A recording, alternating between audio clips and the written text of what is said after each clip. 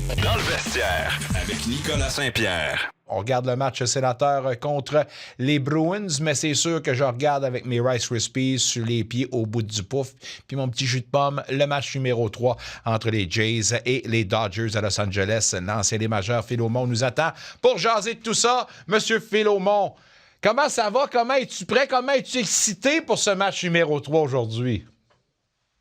Écoute, c'est une bonne série à date, là. Je sais qu'on a eu deux matchs complètement différents, là, mais on a Mad Max sur le monticule. Dans son premier départ, il nous a montré qu'il était gamer. Puis, fait que ça devrait être un bon match ce soir à Los Angeles. C'est quand même un gros stade où est-ce que c'est assez bruyant. Fait que les gars, ils vont tirer.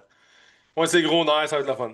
Parlons-en justement de ce Mad Max-là. Il a 4 départs en série mondiale, 2 avec les Nationals en 2019, un avec les Tigers, pardon, et un autre avec les Rangers. Bref, où je veux en venir avec tout ça, il s'en va à un 5e départ. Comment cette expérience-là, à ce moment-ci, est importante et nous dit que c'est le meilleur candidat qu'on pouvait envoyer au monticule pour débuter cette série de 3 matchs à Los Angeles, selon toi? Ben, expérience égale un peu moins de nerfs, un petit peu plus d'expérience à gérer ces émotions-là, du fait que on l'a vécu à quelques autres reprises, puis il y a une maturité, là. Tu sais, plus que tu vieillis, plus que tu viens sage, tu comprends des choses, t'es capable de t'en remettre en place beaucoup mieux. Fait que sur ce côté-là, Mad Max, puis comme j'ai mentionné, tu sais, on a une belle séquence.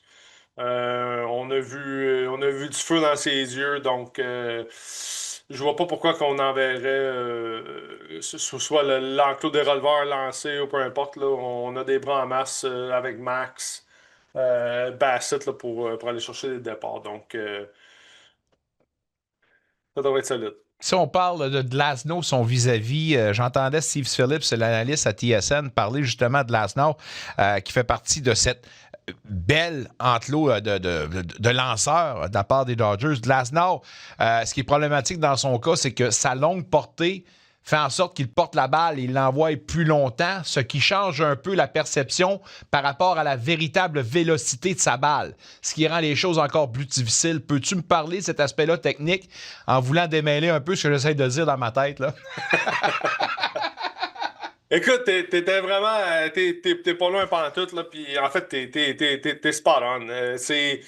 Oui, le fait qu'on a une plus grande portée, on va aller porter la balle, tu sais, quelques pouces plus loin par en avant, mais ça fait que dans toute la science, dans toutes les séquences, la balle sort beaucoup plus longtemps après que, mettons, un gars comme Yamamoto.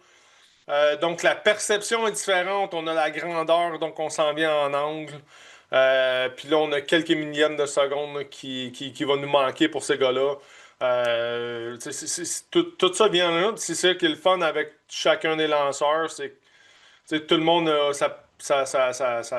un peu sa motion différente. Donc, ça l'apporte d'autres angles. Fait que dans son cas, Glasnow, là, ça va être. Tu sais, il va venir d'en haut. Il lance quand même assez fort lui aussi. Il vient la porter loin. On va devoir. Tu sais, dans le bon langage du baseball, là, on met le pied à terre. Fait que le frappeur, là, tu sais, pas ton gros kick, là, tu sais, tu lèves le pied, tu le déposes, puis tu es prêt à frapper là, dans les premières manches pour pouvoir t'habituer à ce changement-là. Il va falloir certainement surveiller ça, comment agressif sera l'attaque, puis c'est rien pour enlever de l'inquiétude, parce qu'après la sortie de Yamamoto, ça nous a confirmé que cette équipe-là là, a des lanceurs redoutables. Rarement, j'ai vu un gars pleinement en confiance puis en contrôle de ses lancers du début pratiquement à la fin. Là. C'est quand même du gros baseball qu'on a vu de la part de Yamamoto dans le match numéro 2. Là.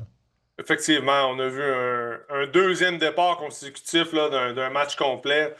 Il peut- il est en pleine forme. Fait que c'est dangereux du côté des Jays parce que tu sais, on le voit que les quatre gros lanceurs sont ensemble, ils se tiennent ensemble, donc ils feed off each other un peu.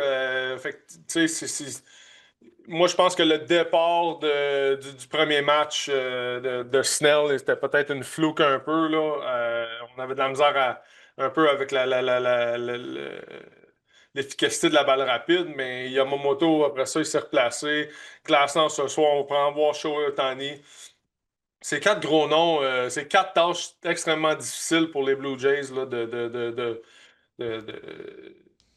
d'avoir ça en séquence, un après l'autre. Tâche pas facile, mais je pense que le côté offensif est assez résilient du côté des Jays qu'on devrait être capable de compétitionner, même aller gagner ça. Ben, effectivement, parce que l'offensive, c'est certes sur papier l'avantage aux Jays. Oui. Or, le secret, un peu comme on en a parlé avant le début de la Série mondiale, n'est-ce pas ça, comme on l'a vu dans le match numéro 1? Si on est patient, qu'on force le lanceur à vraiment pousser le plus possible, tu sors plus rapidement. Et c'est là que peut-être on a l'avantage du côté des Jays parce que l'enclos n'est pas nécessairement celui de ce qu'on retrouve à Toronto là, pour Los Angeles. Exactement, c'est ça. C'est qu'on va devoir être patient et non être trop agressif en début de compte, puis que Glassland développe un momentum où est-ce que les gars, ils s'élancent ces deux, trois premiers lancers. On a des ballons. Je pense que Glassland, c'est plus un lanceur de ballons. Donc, tu sais, c'est d'aller chercher des retraits en début de compte, c'est pas favorable pour les Blue Jays. Fait que, effectivement, c'est de laisser Glassland lancer, quitte à pas se sacrifier, mais à prendre de l'information dans ton premier at-bat. Puis dans ton deuxième, là, de vraiment aller chercher ta séquence, chercher ton lancer que tu veux frapper. Avoir des coureurs sur les buts, c'est toujours une bonne chose. Les Jays, ils font quand même assez bien. On a du trafic sur les sentiers. Mais c'est ça. Quand on n'est pas capable de les faire rentrer, mais c'est là qu'on donne la performance au lanceur partant de l'autre équipe. Là. Tes impressions sur Beau Bichette, forcé d'admettre qu'à le voir aller dans les 2 premiers matchs, semblait pas être trop dépaysé, là, malgré son absence prolongée. Là. Non, non, c'est sûr que, écoute, il a quand même bien paru, mais c'est ça. Je pense on va quand même garder un œil là-dessus. Là. Tu sais, un gros morceau pour les Blue Jays, mais un gros morceau qui a manqué énormément de temps de jeu, surtout dans une situation où est-ce qu'on est en ce moment, où c'est le tout pour le tout. Donc, mais tu sais, j'ai été content de voir qu'il lui a donné tu sais, du repos. On l'a débarqué, puis après ça, on l'a utilisé ailleurs aussi. Tu sais, pas le lancer dans la gueule du loup en partant. Euh, Tu sais, c'est quand même une blessure. Puis pour lui, mais c'est une grosse année. Ouais. On doit bien terminer quand même. On va l'espérer. On va l'espérer. Question de signer un gros chèque, parce que le gros chèque, les négociations, ça va s'en venir. Imagine la négociation de Beau Bichette à la fin de l'année s'il gagne la Série mondiale. Le pouvoir de négociation de Beau Bichette. Ça serait incroyable. Ah ben là, écoute, c'est sûr que avoir ça sur ton résumé, Oh c'est un my. atout. C'est un atout d'avoir ça. Donc oui, effectivement, regarde, il va pouvoir les regarder. Dites-moi pas que vous n'avez pas d'argent, là, vous venez d'en faire. Là. Vous venez de faire de l'argent, là, fait que vous en avez à quelque part, donnez-moi ça. Bon, ben, il faut que je te pose la question piège.